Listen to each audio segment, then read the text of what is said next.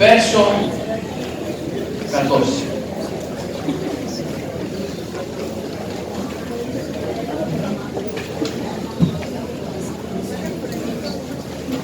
Apocalipsis capítulo 3, verso 14.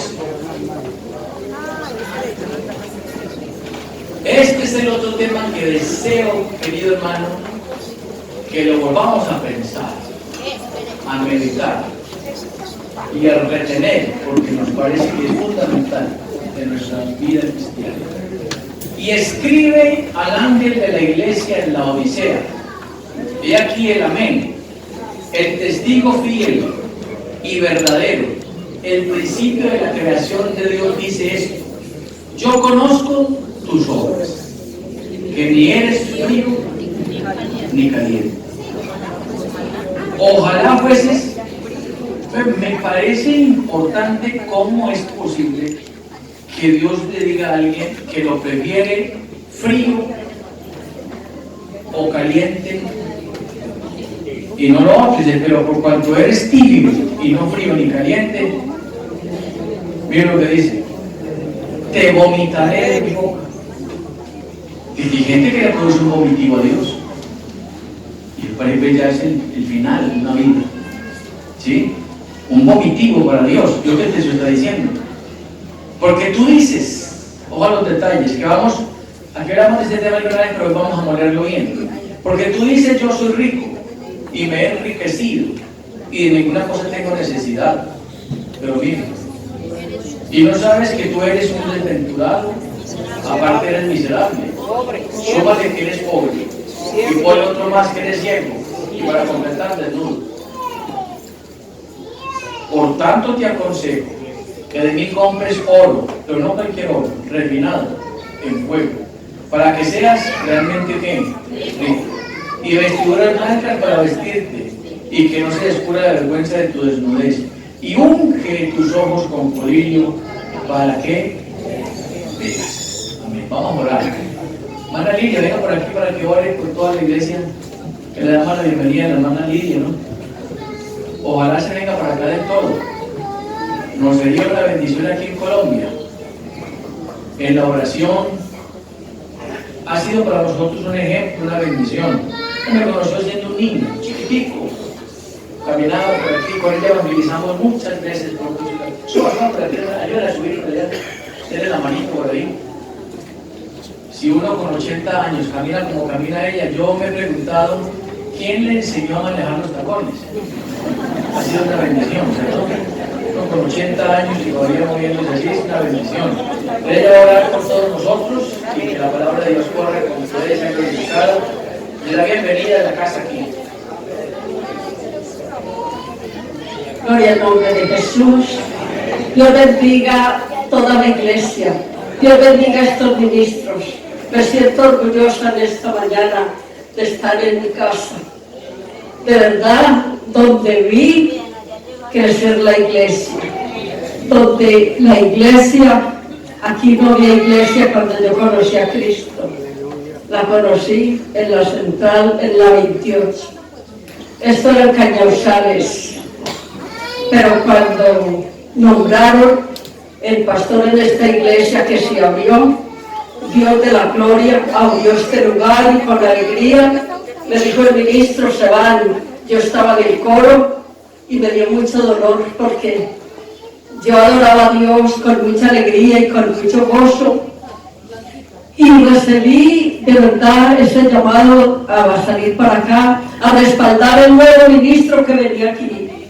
Desde ese entonces comenzamos a trabajar con la ayuda de Cristo, con el respaldo. Y me gozo en esta mañana de ver una iglesia florecida a través del Espíritu Santo, porque Cristo fue el que colocó sus manos y nosotros nos humillábamos bajo la mano poderosa de Dios, clamando en oración y ayuno a la madrugada y en el silencio de la noche. Nos levantamos a dar voces en el silencio y allí estaba Dios respondiéndonos. Y en la mañana, a las 4 de la mañana, 3 de la mañana, Hermanos, para que Dios nos respaldara, para poder servir al Dios poderoso, donde servimos en comunión, amor, amándonos los unos a los otros y trabajando con alegría. Que Dios bendiga a estos ministros, como dice el niño, lo conocí, muy niño, y también a toda la iglesia.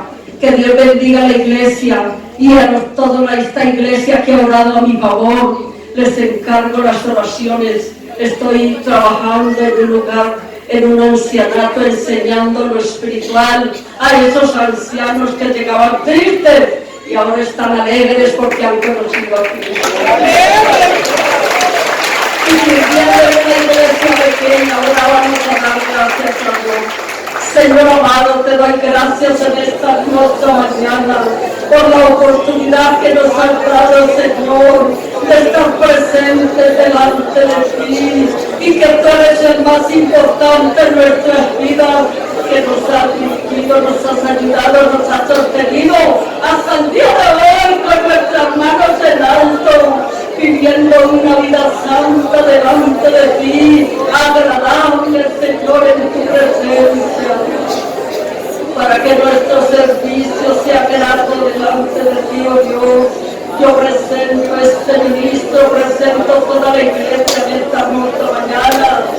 Señor, bendícelos, Señor, bendícelos, Señor, multiplica las bendiciones espirituales, que nunca falte tu presencia en un hogar, que tu presencia, Señor, sea real cada mañana, cada atardecer, y bendiga, Señor, espiritualmente y materialmente, y bendice este ministro, sostiénelos con su familia, con sus manos en alto, respaldándolos en todo y respaldando su iglesia, y que vivamos siempre en tu presencia, y que si hay almas en esta mañana nuevas, si amañan en tu casa, que puedan sentir el gozo del Espíritu Santo y puedan sentirse vivos al salir de este lugar hermoso. En el nombre de Jesús dejo esta familia de Dios.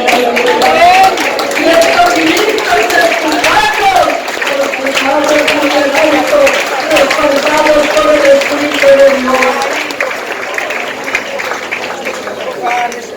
Amén. Amén. Amén. Siéntense, por favor. Ya saben, me dijeron hermoso. Bueno. Qué bendición, ¿no? Gracias. Muy bien, hermanos. Entonces, creo que es bien interesante que pensemos un poquitico en el texto que hemos tomado. Volvemos a decir que sería imposible entender muchos de los textos bíblicos sin tener claros los marcos históricos donde se mueven estos textos. Si a usted le hablan de tibio, caliente y frío, en el contexto de hoy, ¿usted qué pensaría? No se puede estar de aquí a allá. O estás con Dios o estás con allá. Bien, entonces tendríamos que decir que en el contexto de hoy sería muy distinto. ¿Cómo entender, cómo lograr que la iglesia de la Odisea pudiera entender esos términos? Hoy ustedes rápidamente podrían decir caliente, el creyente que está bien espiritualmente, frío, el que no conoce a Dios, y tibio, el que está como mediocre en la iglesia, ¿cierto? Sería como la deducción que usted hace. Pero usted la está haciendo, mire cuánto tiempo hacia acá. Porque la realidad de lo que se está haciendo es distinto. ¿Cómo entender palabras como comprar oro refinado, ungir con colirio para ver, palabras como te aconsejo que seas rico. Entonces, indiscutiblemente le toca a uno que entender el contexto donde se da la carta. Algunos principios importantes. Las cartas fueron leídas a las iglesias. Es decir, cuando usted ve los encabezados dice, escribe al ángel de la iglesia. Pero una carta es para que se lea y para que usted pueda escucharla. Entonces, las cartas fueron leídas en un momento determinado, no a parte de la iglesia, sino a toda una congregación. ¿Qué pasaría si Dios nos enviara una carta hoy y empezara a decirnos cuál es el estado real que nosotros tenemos y se leyera desde aquí? Porque vamos a mirar que una cosa es lo que yo pienso o lo que yo creo que soy, y otra muy distinta a lo que Dios dice que somos. Una cosa es que usted diga yo soy hijo de Dios y sería válido, pero otra cosa muy distinta es que Dios diga eso es cierto, eres mi hijo. Y vamos a mirar que hacia allá es donde está apuntando. La diferencia entre lo que es real y lo que es ideal. Entonces aquí hay una carta lanzada a una iglesia de parte de Dios para ser leída, y lo más importante, veremos más adelantico, la reacción de la iglesia. Porque es que el éxito está en cómo reacciono yo. En otras palabras, ¿cuál es el efecto que causa la palabra en un creyente? Entonces, la iglesia de Laodicea estaba ubicada en un valle, bien interesante el valle, se llama el Valle del Río Lico, así se llama, el Valle del Río Lico. Laodicea era una ciudad que se había convertido en un centro turístico y poderoso en el mundo. Se había convertido en una de las ciudades más poderosas del mundo. Estamos hablando para el año 60-61 antes de Cristo, y ya era una de las ciudades más fuertes del mundo. La razón: sus tierras muy fértiles. Lo otro, rebaños que producían una lana mundialmente famosa, y su color era un color negro azulado, era único en el mundo. Y eso había convertido a la ciudad de Laodicea en una potencia mundial. Una capacidad de exportar lujosas telas y tapetes con enormes ganancias para la ciudad. De tal manera que en un terremoto que hubo en el 60-61 a.C., muchas ciudades de Asia quedaron destruidas, entre otras la de Sardis y Laodicea. Todas las ciudades acudieron a otros para reconstruir la ciudad como tal. Con Laodicea fue distinto. Laodicea, los ricos de la ciudad se unieron y ellos mismos reconstruyeron nuevamente la ciudad sin necesidad de acudir a nadie. Entonces uno va entendiendo cómo la cultura externa permea una iglesia o permea una congregación. Es decir, muchas cosas de afuera, en el ámbito donde se mueven, van permeando las congregaciones. Y de hecho, hay muchas cosas de afuera que han permeado nuestras iglesias hoy. Y usted se escucha, hermanos, decir, y es que eso es malo. ¿Y eso qué tiene de malo? ¿Y dónde está eso? Porque muchas cosas de afuera se meten y cuando no tenemos la capacidad de discernir, entonces vemos las cosas muy iguales. La Odisea también se había convertido en una ciudad famosa porque habían diseñado, no creado, sino más bien descubierto, un colirio especial que ayudaba a los problemas de otitis, de los oídos y a los problemas de los ojos. Entonces, ese ungüento especial que ellos habían descubierto, entonces era famoso en el mundo. Quiere decir entonces que la ciudad de la Odisea era una ciudad de gente de plata, de gente rica, de gente que económicamente vivía bien. La gran pregunta que uno se hace y que el escritor se está haciendo acá en la carta es: ¿cuánto había penetrado eso en la iglesia como tal? Entonces, cuando uno comienza a mirar, uno se va a dar cuenta que la iglesia había sido afectada en gran manera. Pero mire la inteligencia y la sabiduría de Dios. Dios, que lo conoce todo, que lo sabe todo. Yo pregunto, ¿no sabrá Dios cuál es el estado de la hermana que está aquí? Sí. ¿Y el mío? ¿Y el mío? Sí.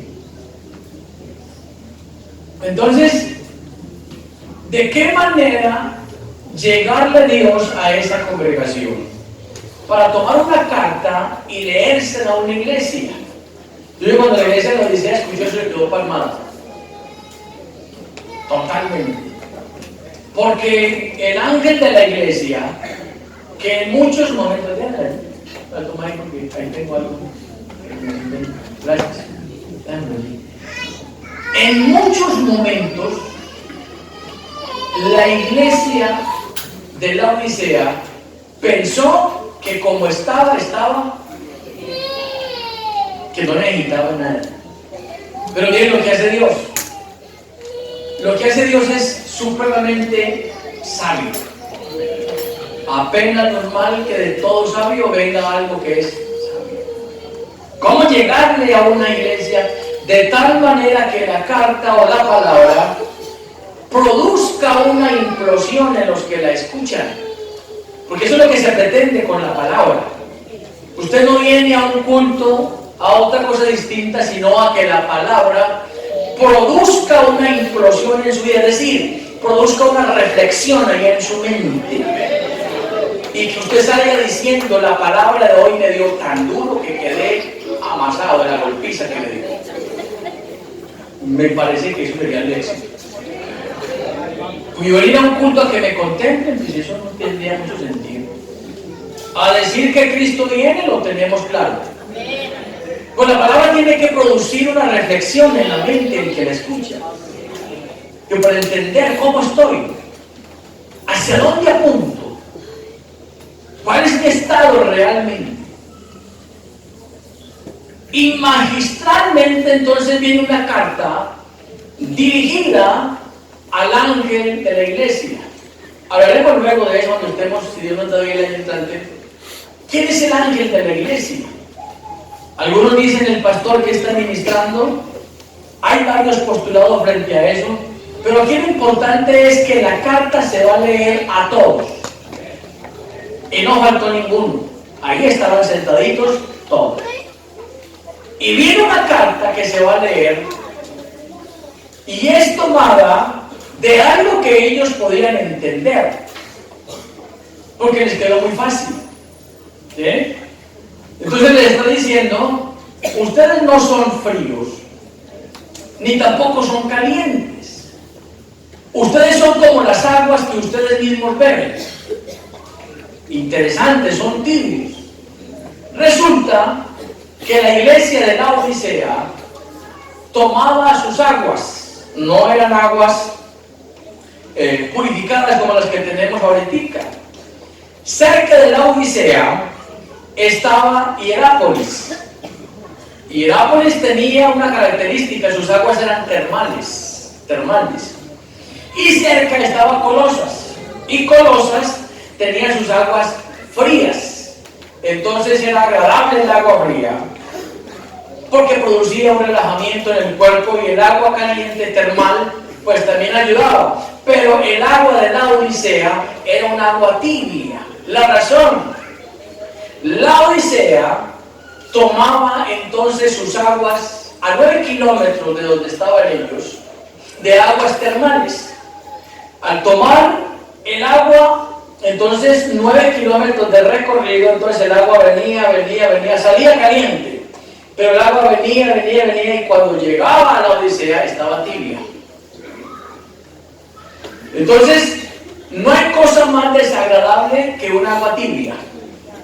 Es más, si tienes un problema estomacal y quieres vomitar, lo normal es que te digan: toma un poquito de agua tibia y échale limón o bicarbonato. ¿Sí? Entonces, el agua tibia que tomaba la Odisea era un agua que producía ese tipo de experiencias. ¿Ganas de qué? De vomitar. Pero me parece, hermano, que es algo pues terrible que Dios le diga a una iglesia: ustedes, iglesia, me producen ganas de vomitar. ¿Quién es el pastor? ¿Tú eres pastor? ¿Quién es? Interesante pastor, ¿cierto? ¿Cómo recibir una carta donde me están diciendo, porque lo que el texto está diciendo es eso, lo que el texto está diciendo es: hay una diferencia entre lo que ustedes dicen que son y lo que realmente son? Y ojo aquí, creo que es el tiempo, este siglo que estamos viviendo, es el tiempo de que las apariencias desaparezcan del escenario de un creyente. Porque cuando yo juego a la apariencia que juego, yo puedo ocultarme del que está cerquita, aún ocultarme de mi esposa, o ocultarme de alguien, pero ¿cómo me oculto del que lo conoce todo? Del que lo sabe todo. Me parece que sería un insulto a la soberanía de Dios, a su presencia, a su conocimiento. Antes que la palabra esté en tu boca o esté en la mía, ya Él la sabe.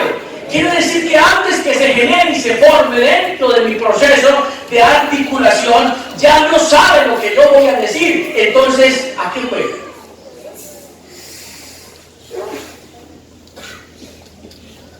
Y resulta que hay una gran diferencia, porque lo que el texto está diciendo, si usted lo notó, el verso 17, mire lo que dice el verso 17, que es tan puntual y tan claro. Dice: porque tú dices. ¿Ese tú es quién? La iglesia. ¿Sí? Porque tú dices. Por eso hay un postulado teológico que dice que el ángel ahí no es simplemente el pastor, es toda la congregación como tal. Porque ahí está metiendo no solamente al que dirige la congregación, está metiendo a toda la congregación. Dice: porque tú dices. ¿Tú quién? Tú, toda la iglesia. Dices. ¿Y qué es lo que dices? Yo soy ¿qué? Rico. Y me he enriquecido, y de ninguna cosa tengo necesidad. Pero viene un punto y coma que va a ser un paréntesis entre lo que yo creo que soy y lo que Dios sabe que yo soy. Así que lo que importa aquí no es lo que yo crea que soy, es lo que realmente soy. Mira el texto. Mire.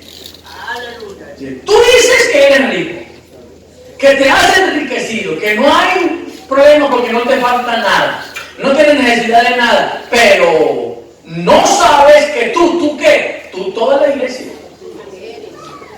¿Eres qué? Y mire con la palabra que inicia: un desventurado, un miserable. ¿Tú crees que eres rico?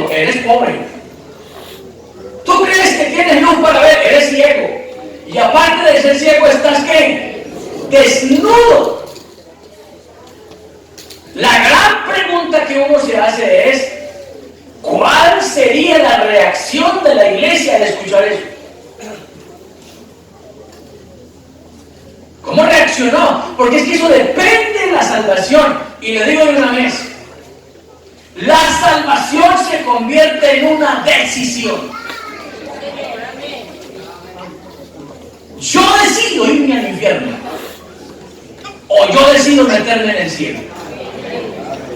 Algunos piensan y creen que el que Dios predestinó para ser salvo ya lo predestinó y haga lo que quiere, violando la capacidad de decisión de los seres racionales. No, hay una capacidad del hombre de decidir. Yo puedo decidir dónde voy a pasar la eternidad.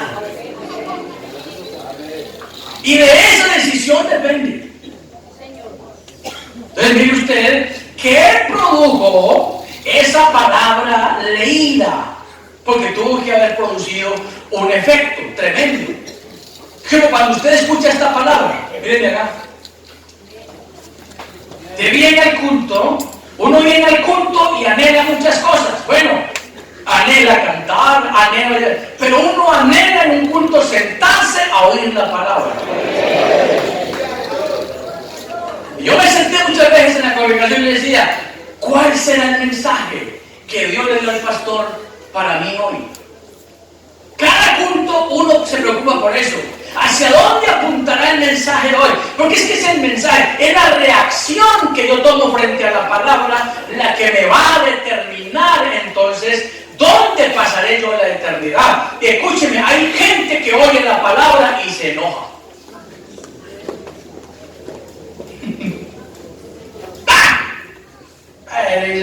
Se enoja. ¿Sí? Hay gente que oye la palabra y ni le va ni le viene. Amén, amén. Otros oyen la palabra y se ofenden. Todo ese mensaje fue para mí, que resulta que el problema era Liliana. Pero era para mí, ¿cierto? Hay gente que se enoja con la palabra y gente que se le brava. Pero hay otra gente que sale, como alguna vez escuché un testimonio de una hermana que salió de aquí y salió y dice que ¡ay, ay, ay, ay! Y llaman y le pega, hermana, ¿qué le pasa? Digo, ¡ay! Présteme el aceite para sobarme porque el mensaje del pastor me pegó una golpiza. ¡Ay, ay, ay, ay, ay, ay! Salió feliz. Porque de eso dependerá. Si yo tomo la palabra y la interiorizo, si esa palabra produce un efecto, una implosión en mi vida y me hace entender cuál es mi estado, yo tendré que reflexionar para decir, necesito cambiar de posición para que Dios sobre mi vida. Esa palabra. Y créame, pastor, que en este tiempo hay abundancia de palabra, pero hay carencia de palabra que produzca implosión en la vida de una persona. Hemos convertido el evangelio en un mercadero. Usted se encuentra en movimientos que te ofrecen prosperidad, que te ofrecen plata, que te ofrecen una cantidad de cosas, menos lo que tiene que producir la palabra. ¿Y qué es lo que la palabra tiene que producir? Su palabra es como espada de dos filos, que penetra, que discierne, que parte las coyunturas hasta el alma y produce una reflexión que nos obliga a entender, necesito volverme a Dios para que mi vida tome un sentido distinto. Aleluya. Alguien grite gloria a Dios.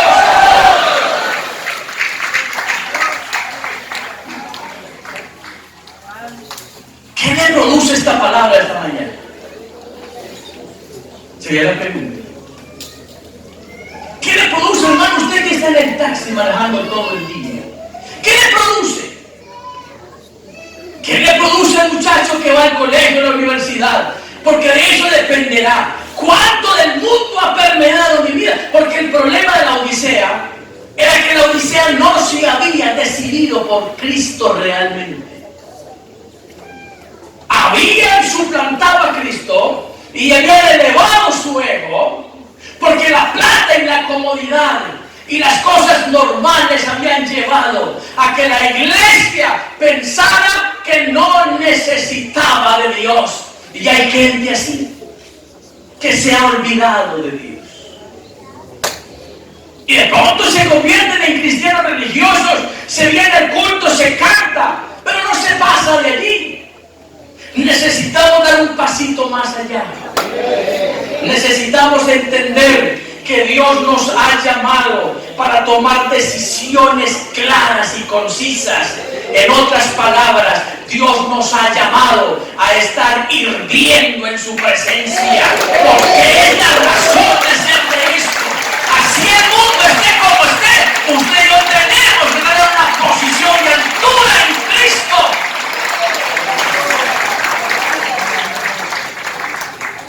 Ese es el problema. Ese es el problema.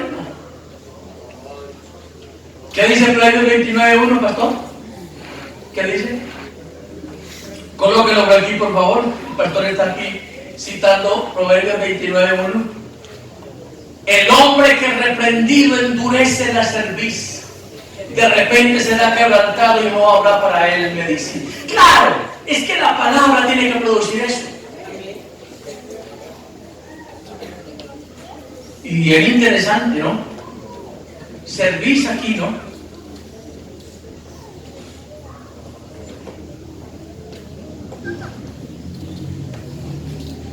Entonces, hermano querido, necesitamos esta mañana entender que el mundo no me puede influenciar. Yo tengo que influenciar el mundo. ¿Cómo lograr que las cosas de afuera? A ver, levante la mano aquí a alguien que no le guste nada de afuera, del mundo, hablando del contexto general. Levante la mano.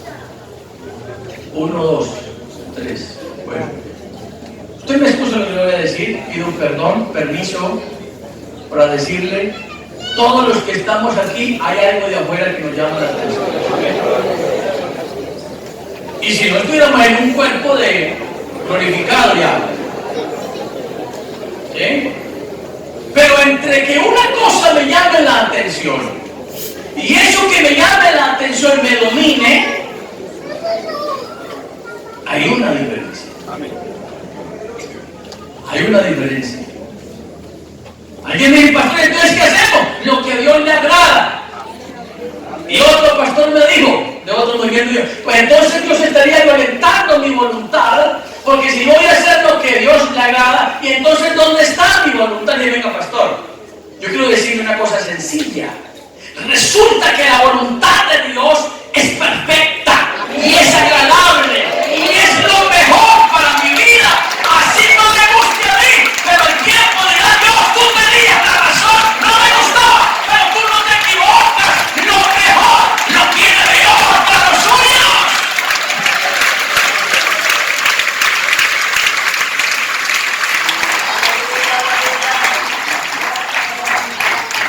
Yo pregunto, ¿usted vive bueno con Dios? Porque es la otra cosa que tenemos que replantear de nuestra vida. Hay gente que te vende un evangelio de amargura, un evangelio de ataduras, de prohibiciones. No, aquí no estamos con un evangelio de prohibiciones. No toques, no hagas, no digas, no comas, no tiene nada que ver con eso. Este evangelio es tan especial que uno se siente a gusto siendo creyente, siendo cristiano.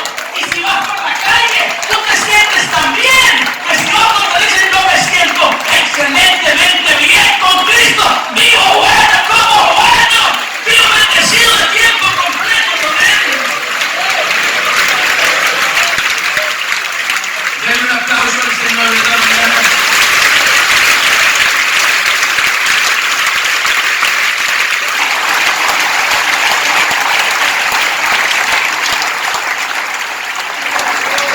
Yo le digo a mi esposa, el día que me vea que no ame a Dios como siempre, dímelo,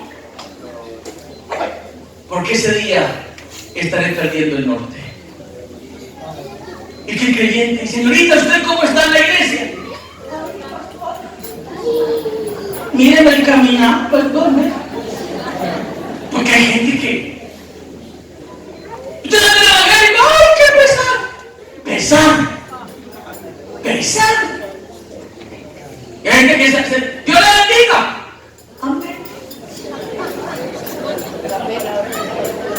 Porque hay gente que no ha entendido lo que es esto. Todo lo más grande que un ser humano puede tener en su vida. Y todo Dios no me recuerdo del Evangelio. Porque es dinamita de Dios, ofensa de Dios. Si alguien vive bueno en el mundo, es un creyente verdadero y vivo que sabe lo que quiere de él.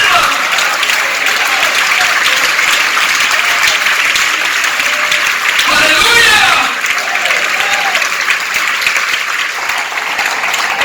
¿Muy bueno? ¿Muy bueno? ¿Quién es esa mujer? Vive rico, ¿cierto? Con Cristo vivimos bueno. ¿O no? Entonces el problema de la Odisea era que había invertido el orden. ¿Quién es primero en mi vida? ¿Es el trabajo? ¿Es mi padre? ¿Es mi madre? ¿Quién es primero? ¿Cuál es el orden de prioridades? Eso era lo que creía el joven rico. Porque el joven rico estaba igual que la iglesia acá.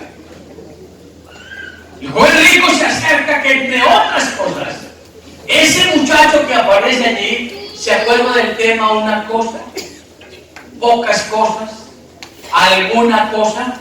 ¿No se acuerda? ¿Sí se acuerda? ¿Ah? Hay muchas cosas.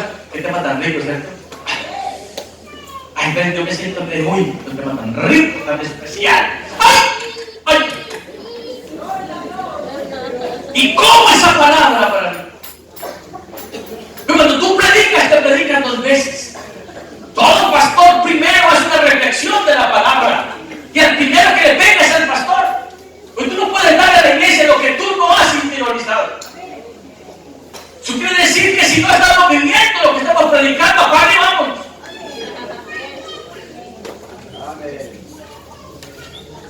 Y ese muchacho que estaba allí no era cualquiera, era casi perfecto. Casi perfecto. Porque que te faltan a ti muchas cosas, o a mí. Pero este muchacho que está aquí, con 17, 18 años, se acercó a Jesús para decirle, maestro, bueno,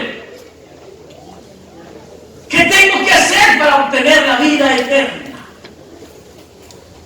Y Jesús se quedó mirando. Y ojo que le tanto vamos a mirar las miradas de Jesús. Que hay miradas, ¿cómo reaccionarías tú si yo te miro así? Y vea, este bicho le explicó. Ah, no vuelvo a la iglesia. Pero ¿qué tal si salgo así? Y te digo, oh, bienvenido, Dios te bendiga. ¿Tú qué sientes? Alegría. Ay, el pastor no se ha olvidado de mí. Me subó la cabecita. Aquí hay una mirada de Jesús para un muchacho. Porque él creía, como la iglesia de la Odisea, él creía. Y Jesús le dice, mira, guarda los mandamientos. Y el pelado dice, ven acá Jesús, todos los he guardado desde mi temprana edad, no me falta ninguno. Y Jesús le dijo, muchas cosas te faltan. ¿Cómo le dijo? Algunas cosas te faltan. ¿Qué le dijo? Una. Es decir, de 10 cosas buenas, de 10 cosas, 9 eran buenas y una mala. Casi perfecta. Como cuando estaba en la universidad, yo tenía un profesor en la universidad que le decíamos Hermann Monster. Sacarle en el colegio, sacarle a ese señor 3 en esa época en cálculo o álgebra o trígono. ¿Ahorita qué te digo él? Eso era una delicia. Uno saltaba 3. Él decía, el 5 es para mí, y el 4,5 también, y el 4 también, y el 3,5 también. Luche por el 3. Una cosa terrible. Y cuando yo sacaba 2,9, yo saltaba, 2,9, 2,9.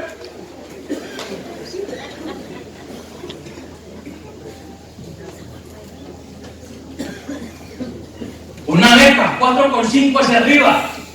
Pasa la excelencia. A este pelado le faltaba una cosa. Y una cosa te falta.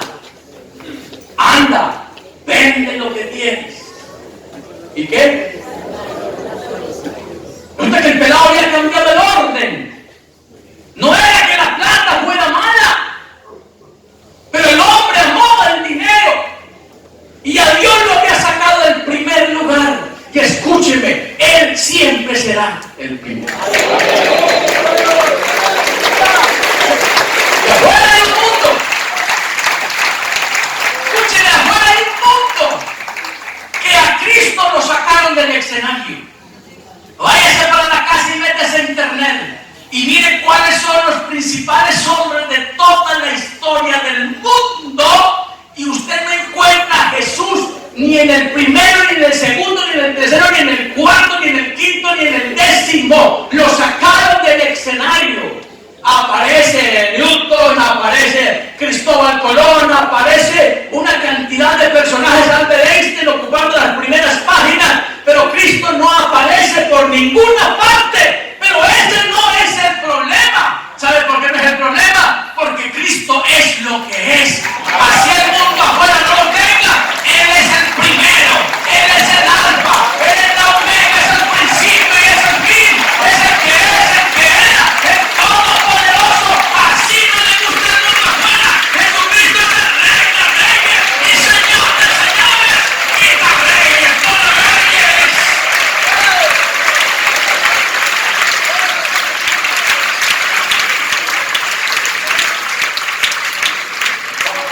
Y por eso esta mañana vamos a terminar con una implosión en el alma. Y yo he orado para que el Espíritu Santo se derrame esta mañana aquí.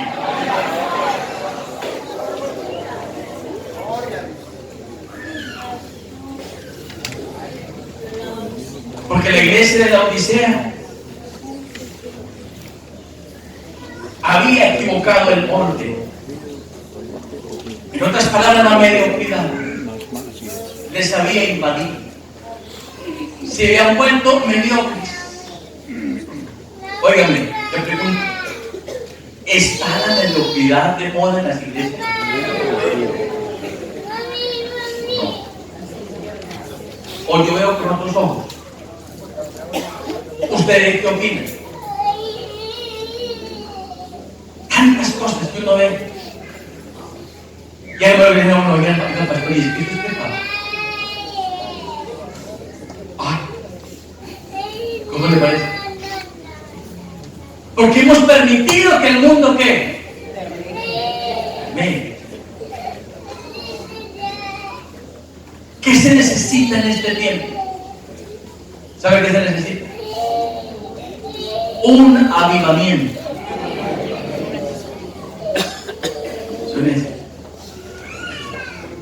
Pastor, ¿y cuántas bancas tengo que tumbar?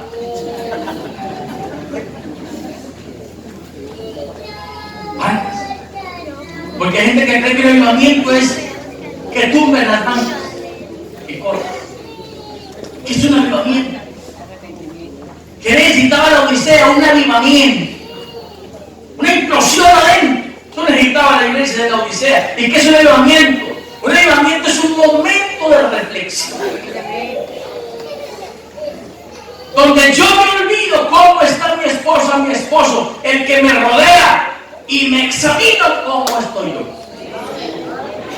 En otras palabras, estamos a punto de terminar un año. Los contadores que están aquí, levanten la mano los contadores. Levanten la mano. Uno, los contadores.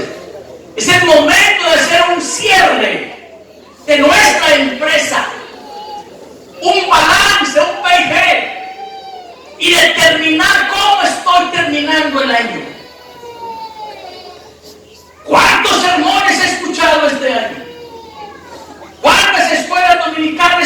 martes?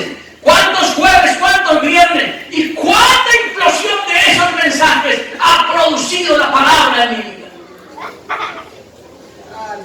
Porque yo no puedo empezar el año entrante con la misma metodología, no, Señor. Yo tengo que empezar diciendo, definitivamente, si Dios me va a regalar estos otros momenticos de vida, entonces lo que necesito es, Señor, dame vida para que te honre y te sirva, y que tu palabra produzca en mi vida lo que tú necesitas.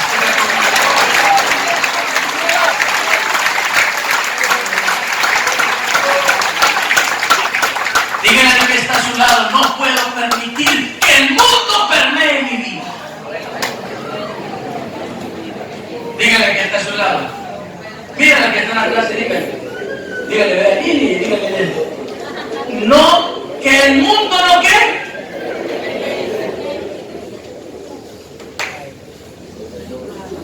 Dama, bienvenida.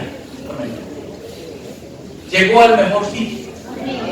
Y no lo estoy diciendo con un halago distinto a que estás en el sitio donde Dios puede ayudar en tu vida. Es más, lo vales todo para Dios. Reciba esta mañana la palabra con el lágrima. Esas lágrimas son eso, el producto de eso. Porque Dios te trajo aquí, no es una coincidencia, como los amigos que están aquí. No es que están terminando el año y vine aquí porque está mi amiga, mi amigo, mi papá. Eso es secundario. Dios te trajo aquí porque necesita producir una explosión en tu vida con la palabra y que salgas diciendo, Dios, cambia mi vida. ¡Sálvame!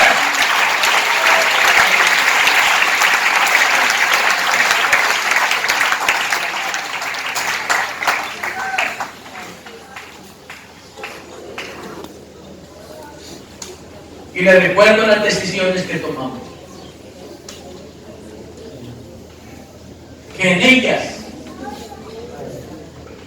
o se nos va la vida o recuperamos. Nadie se aparta de la noche a la mañana. Es el producto de un dejar que lo del mundo influencie mi vida. Yo pregunto, ¿quién se ha apartado de buenas a primeras?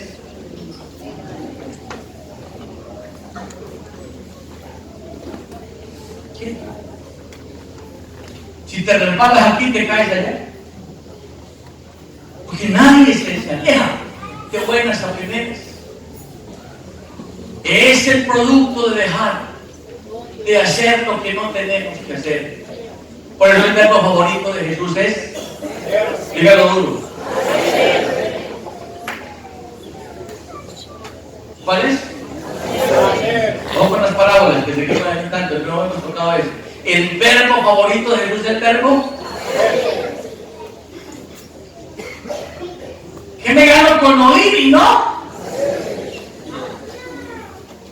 ¿Qué es eso? Si no hago, imagínese usted lo que le dijo el Señor a través de la sierva a Naamán, general recubierto con insignias, lleno de gloria, con el ímpetu y la cabeza arriba. Y le dije, vete al Jordán, métete al Jordán y sumérgete 7 veces, que si lo haces, entonces recibes la sanidad. Y el hombre dice, vea en mi tierra hay ríos mejores que esa chatarra del río allá, porque era un río maluco y feo. ¿Ese río para qué? El ímpetu del hombre, pero ahí le dijo alguien, ¿y qué pierdes si lo haces? El hombre se va a hacerlo. ¿Ah? Se va a hacerlo. Y Jesús me dio una vez y salió y se miró y dijo, no, yo sigo leproso como pero buen diablo. Pregunto, ¿no le trabajaría el diablo la mente para decirle, te embobaste? ¿No te ha trabajado el diablo la mente este año para decirte y todavía sigue? Yo me encontré con alguien el día pasado y me dije, ¡ay, todavía tú estás embobado por el evangelio! Le dije, rebobo.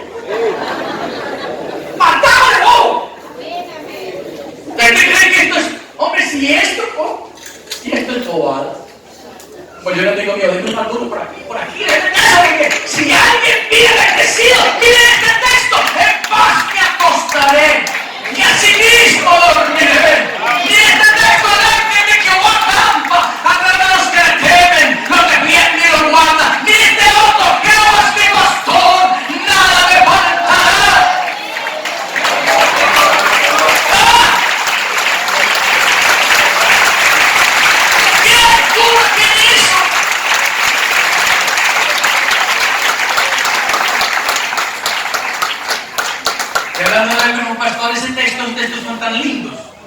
Recite conmigo el Salmo 23, mire. Jehová es. Siga. Siga.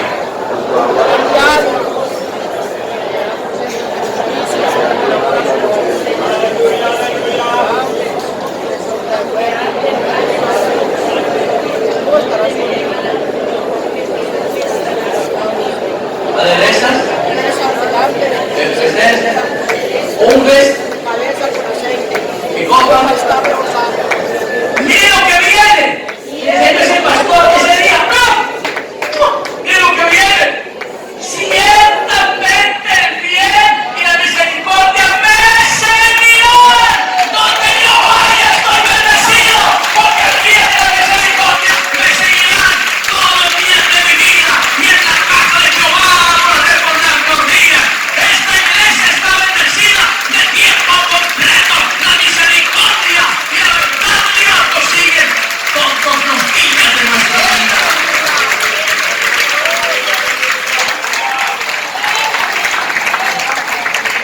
Aleluya.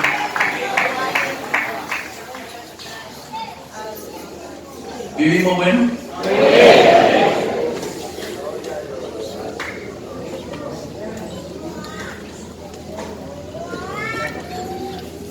¿Me tienen listo el himno que les pedí? ¿Tantito? ¿Logró conseguir hoy? Se lo voy a dedicar a la iglesia hoy. Hoy, de Marco Dubí, hoy. Voy a dedicarle todos los domingos una canción a ustedes. ¿Y hoy la tienen lista? Pero ahorita yo digo cuándo.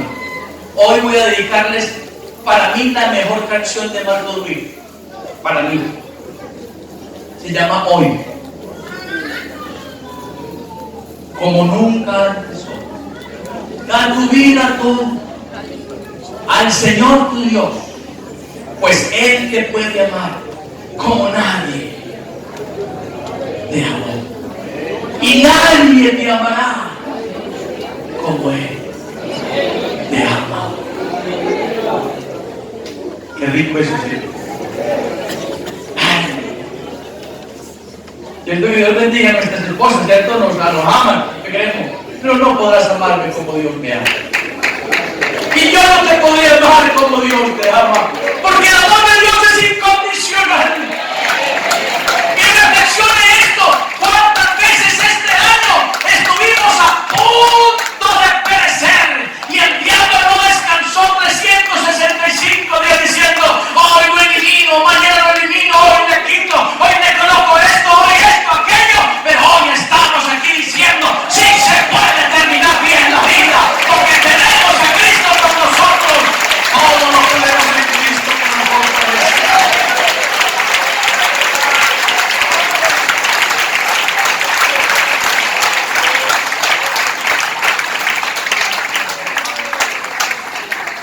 Le termino rápidamente. No hay un caso en la Biblia que muestre tan palpable cómo pasar de caliente a tibio que el caso de Lot. Ahora yo pregunto, si alguien es tibio es porque un día fue que tú no podrás ser tibio si antes no fuiste que caliente y tibio. Déjalo reposar allí para que se quede llevar. Es decir, que aquí lo ideal es que la iglesia sea ¿qué?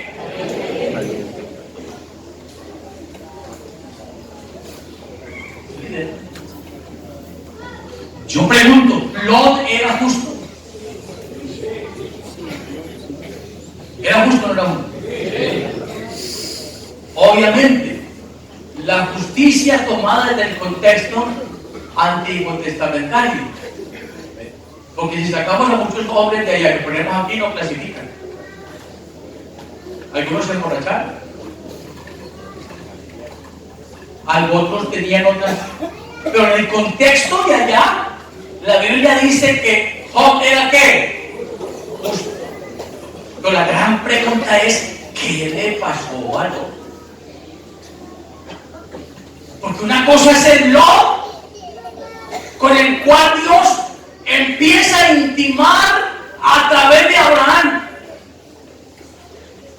Porque créeme, lo que Lot logró conquistar y tener, se lo debió a Abraham. Por eso hay mucha gente tan bendecida en nuestras iglesias. Escuchen la expresión, a costillas de otro o a la sombra de otro. ¿Cuántas veces Dios ha querido tomar actitudes con ese hombre que no es creyente?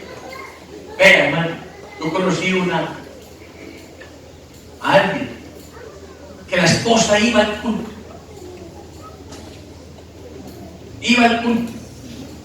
Y el hombre llegaba por ella, sacaba del culto a los golpes. Y la mujer seguía diciendo, yo confío en Dios.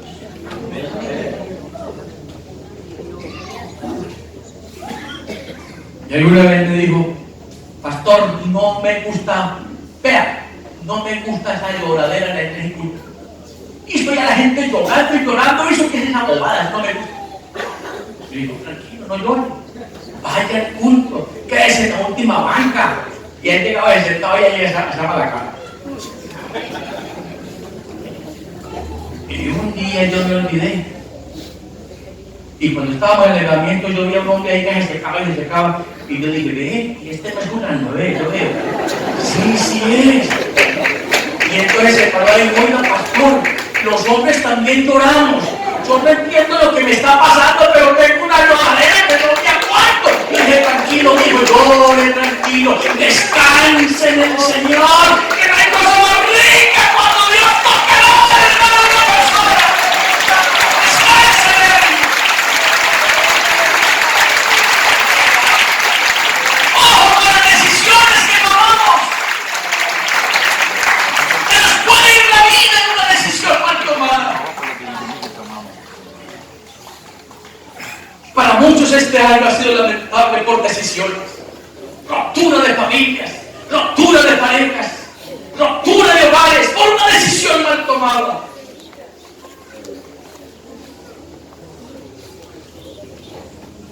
Abraham no era rico. La Biblia dice que Abraham era riquísimo. Es un tipo con demasiado dinero. Claro. Le tocó trabajar con Lot, porque el padre de Lot muere y le queda a él como sobrino y él lo cobija, lo mete en su seno. Y lo interesante es recordar que donde Abraham se movía Lot. Abraham se movía para acá y Lot se movía bajo el techo de Abraham. Génesis capítulo 12 y el verso 4, ya voy a terminar. Miren lo que dice. Y se fue Abraham como Jehová le dijo. ¿Y qué pasó?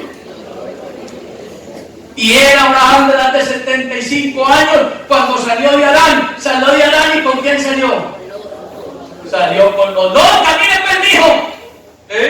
Ahí se fue con él. Génesis capítulo 13, verso 1. Subió pues Abraham de Egipto hacia el Neguel, él y su mujer con todo lo que tenía, y con él, ahí se le pegó Lot. Venga, pues, mijo, pégase aquí al lado mío. Ahí iba Lot. Interesante mirar cómo el hombre riquísimo empezó a bendecir a este que no tenía nada. Hermano, vea, este año propongámonos una meta. Lo que toquemos sea bendecido. Amén. Si usted está en la universidad, perfúmela tecnológica, diciendo soy de Cristo. En el trabajo, perfume los empleados. En la cuadra donde esté, que la gente sepa que usted es un hombre, una mujer, que por donde va transmite bendición. Eso hizo Abraham. Ahí estaba el hombre. Y cuando usted me lo hace así, usted se encuentra una pelea de los pastores de Abraham con los pastores de quién, de Lot, porque estaban peleando por el espacio. Y estaban peleando porque estos y estos se peleaban en el medio del rebaño. ¿Y de cuánto acá consiguió plata Lot? ¿Y quién se la dio? Resulta que el viejo Abraham lo participó de la bendición y consiguió plata Lot. Mire, ahí debajito del hombre. Y Abraham le dice, bueno, mijo, llegó el momento, no vamos a pelear más. Yo soy tu tío, tú eres mi sobrino. No vamos a pelear. Saca aparte las ovejitas que tienes acá, que entre otras cosas Abraham no se las sacó en cara. Abraham puede haber dicho, hombre, si se va a ir, vaya semana, pero se va sin nada. Porque usted lo que consiguió, lo consiguió al lado mío. Como muchos hoy en día. Ojo con sacarle en cara a su mujer o a su esposo lo que usted, porque esto es de los dos.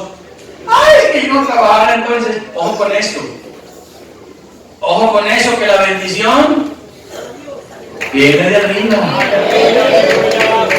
Yo digo, bueno, vamos a abrirnos entonces. Separa los tuyos, a tus pastores, tus ovejas, listo. Y bueno, mijo, entonces escoge. Ojo con las decisiones. Miren de acá, aquí les cierro, ojo con las decisiones. Escoge tranquilo. Y Lot empezó a ver a la luna. Yo le pregunto, si usted hubiera sido Lot, ¿hubiera escogido como Abraham o hubiera escogido como Lot? Como Lot.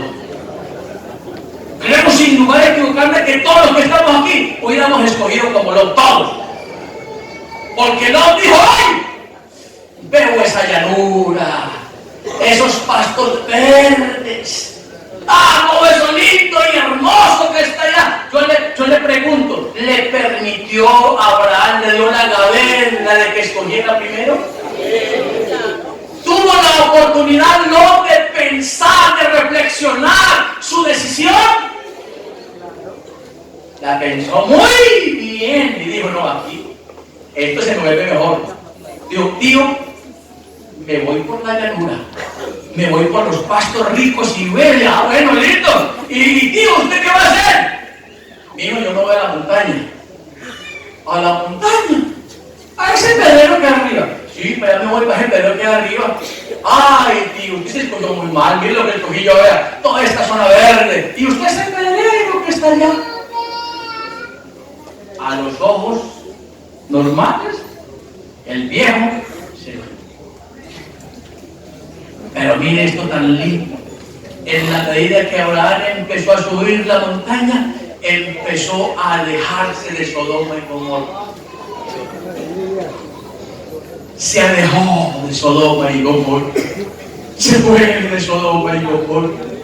Mundo, no te necesito, no quiero mirarte más. Se sube allá y en cambio Lot empezó, como era nómada, quitaba su tienda y la ponía acá. Quitaba su tienda y la ponía allá, quitaba su tienda y la ponía allá. Y cuando él abrió sus ojos, estaba metido en medio de Sodoma y Gomorra. Pregunto, ¿Sodoma y Gomorra fueron a Lot o Lot fue a Sodoma y Gomorra? No me digas que Dios no te advierte. Dios te advierte una vez, dos veces, tres veces y te dice, ojo, esa mujer no te conviene, ese hombre no te conviene, ojo con ese negocio, ojo con esa decisión. Dios te lo ha dicho. Pero tú persistes en hacer lo que Dios no quiere que tú hagas. Porque crees que el que está en lo correcto eres tú y Dios está equivocado. Y cuando menos pensó el pobre Lot, se le vino el mundo encima.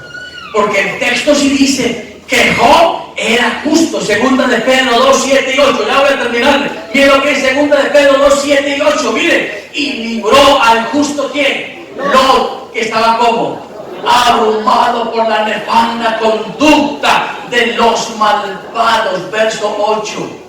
Porque este justo que moraba entre ellos afligía de vez en cuando su alma. Cada día su alma justa, viendo y oyendo los hechos inicuos de ellos. Era un hombre justo que permitió que el mundo lo invadiera. Hay problemas en los cuales ni siquiera el diablo se mete. Porque uno es, este diablo miserable. ¿Cuál diablo, hermano, si fue su decisión? Porque todo es el diablo. ¡Ay, qué diablo! ¡Ay, qué diablo! No, eso es su decisión. lo invadió. Y después de que lo invadió, afligía todos los días su alma. Y si usted mira con atención, le tocó a Dios sacar, entre otras cosas, ahí parten los diezmos, ¿no? Los diezmos parten por una acción de agradecimiento de un hombre, Abraham, porque mire esto. El rey de Sodoma y Gomorra se viene encima de Kedorlaomer con 4 ciudades más fuertes para derrotar a Kedorlaomer, y resulta que Kedorlaomer era una potencia, los amasó en un momentico y por si fuera poco se llevó a Lot y a su familia cautivos. Y resulta que cuando le llevó cautivos, entonces uno de los criados sube corriendo a donde estaba Abraham en la montaña. Sube. ¿Qué pasa, mijo? Abraham, despacio, respire tranquilo. ¿Qué pasa? Abraham, el rey de Kedorlaomer, ¿qué pasó con él? Se llevó a Lot. ¿Cómo así que lo llevó? Se lo llevó cautivo. ¿Por qué? Porque estaba en Sodoma y Gomorra, y Sodoma y Gomorra se fueron en contra de él, se lo llevó cautivo con su familia. ¿Y ustedes? ¿Al caído? Se lo llevó cautivo. ¿Y qué hace, no? ¿Qué hace Abraham? Cuando yo mires esto y ¿qué hizo Abraham? Imagínese un hombre que lo único que hacía era cuidar ovejas. Lo único que manejaba era un garrote, un callado. Y cogió 300 peluditos, 300 hombres que eran simplemente albañiles ahí de coger esos animalitos y bien, me voy a libertar. ¿Aló? ¿Con qué, compadre? Si 4 reyes vinieron en sí no fueron capaces y tenían espadas y estaban armados, ¿qué va a hacer usted con esos 300? Y yo, no, tranquilo, no hay problema, yo me voy. Sabía Abraham a quién tenía de parte de él. Y dice la Biblia que se fue y alcanzó el rey y lo derrotó y le quitó a Lot y le quitó lo suyo. Y cuando regresaba, salió a recibirlo nada más y nada menos que Melquisedec. Y ahí parten los diezmos. Que no es el tema ahorita, pero de ahí parten. Le tocó a Abraham sacar a Lot de afuera y meterlo aquí adentro. ¿Por qué? Hermano, veremos el año entrante, si Dios nos permite. ¿Dios nos estorba el pecado o nos libra?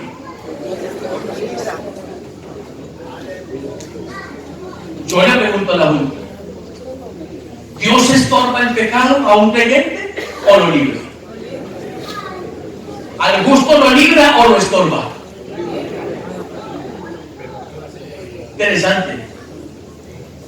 Interesante. Porque hay quien Dios le coloca barrera, le coloca muro, dice el texto, y también le coloca ¿qué? Antemuro. ¿Y sabe qué hace este? Ya le colocó el muro, me lo salto. Y el de allá, también me lo salto. Y el que sigue, cayó el hueco.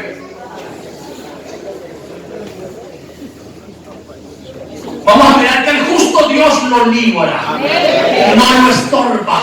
Hermano, esta mañana que Dios nos ayude a recibir en 2020, si estamos vivos con la cabeza arriba para decir, Señor, necesito ser mejor para ti. Yo con el mundo no necesito ni tengo cuentas. Me gustan muchas cosas, pero hago lo que te agrada a ti, porque mi nombre está escrito en el libro de la vida y no vivo yo, vive Cristo en mí.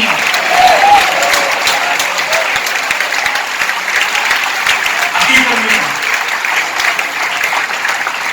Pregunto esta mañana, propone usted esta mañana. Escúchame, le voy a preguntar. Propone usted, ahora le pregunto otra primero. ¿Hay cosas que debimos hacer este año que no hicimos? Levante la mano lo que diga sí. Hablaba una vez con el hermano Reinay Galvis, pastor de ustedes aquí en una época, ¿cierto?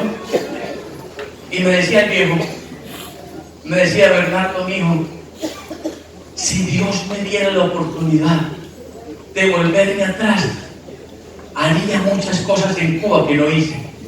Pero me dijo, pero ya no me tocó a mí, te tocó a ti, hijito.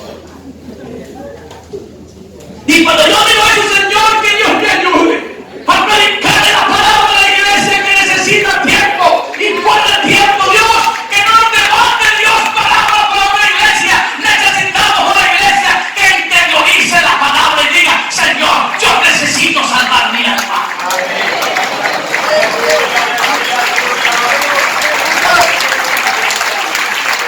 Alguien propone esta mañana penetrar en el verbo hacer de Dios.